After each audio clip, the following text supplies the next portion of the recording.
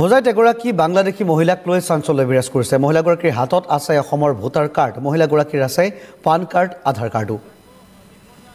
বিবাহ সূত্ৰে সৌদি আৰবৰ পৰা মুৰাজাৰলৈ আহিছিল মহিলাগৰাকী আৰু স্বামী গৃহৰ বিৰুদ্ধে মহিলা নিৰ্যাতনৰ অভিযোগ উত্থাপন হৈছে। মুৰাজাৰৰ আব্দুল বাতেনৰে বিবাহপাশত আবদ্ধ হৈছিল হাজিৰা বেগম আৰু নথিপত্ৰত মহিলাগৰাকী হাজিৰা বেগম বুলি উল্লেখ আছে।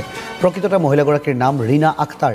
দুবছৰ মুৰাজাৰত থকাৰ পিছতে বাতেনে আৰু ৰীনা যায় সৌদি আৰবলৈ। 4 মাহ পূৰ্বে পুনৰ বাতেন উভতি আহে যদিও ৰীনা যায় বাংলাদেশলৈ। কিন্তু বাতেনে যোগাযোগ নৰখাত মহিলাগৰাকী আহি ওলাই আহি হোজাইত আৰু মুৰাজাৰৰ স্বামীৰ ঘৰত মহিলাগৰাকীক মাৰপিট কৰাৰ অভিযোগ উত্থাপন হৈছে। আৰক্ষীৰ কাষ চাপিছে যদিও কোনো সঁহাৰি পোৱা নাই ভুক্তভোগী মহিলাগৰাকীয়ে। ঘটনাক লৈ সৃষ্টি হৈছে চাঞ্চল্য।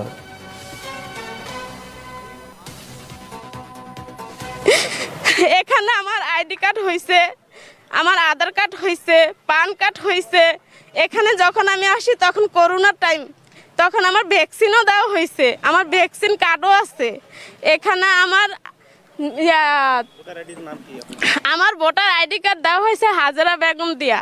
তারা আমার থেকে টাকা পয়সা, স্বামীর নাম আব্দুল বাতেন চৌধুরী। না, আমাকে যখন আমি আসি তখন এই দেশে নির্বাচন শুরু হয়, তখন আমাকে অবৈধভাবে আমাকে ভোট দেওয়ার জন্য তারা বলছিল, কিন্তু এটা আমার কাছে কোনো ডকুমেন্ট নাই দেখা আমি তাদের কথা রাজি ছিলাম না, দেই নাই। আমি কেন দেই নাই? তারা আমাকে চেষ্টা করছিল লুকায়া নিয়ে ভোট দেওয়ার জন্য, কোনো আইডি কার্ড ছাড়া। তারা আমাকে বলছে আইডি কার্ড হয়ে গেছে, তো তুমি একটা ভোট দিলে তোমার জন্য বেটার হবে। তখন আমি বলছি আইডি কার্ডটা এখন আমার হাতে আসে নাই, তাহলে আমি এভাবে কিভাবে ভোট দিতে যাব? এটা একটা অবৈধ ভোট হবে, এটা আমি করতে পারবো না। তা আমার থেকে যত ডকুমেন্ট আছে, আমার মোবাইলে যত ডকুমেন্ট আছে, আমি সারাটা নিয়ে গেছে এই ডকুমেন্টের জন্য। এখানের নাম হয়েছে হাজিরা বেগম, আমার অরিজিনাল নাম হয়েছে রিনা আক্তার, বাংলাদেশের রিনা আক্তার। আমি থাকি ঢাকা।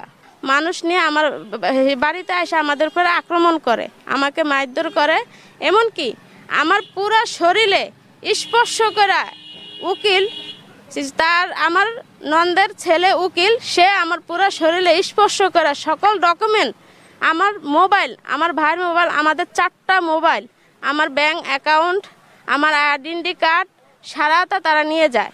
আমার ব্যাগের থেকে টাকা নিয়ে যায়, আমার একটা ব্যাগ এখনও আমি পাই নাই। তো আমি আপনাদের ধারায় আমি সহযোগিতা চাই, আমি এই দেশের আইনের ধারায় আমি সহযোগিতা চাই।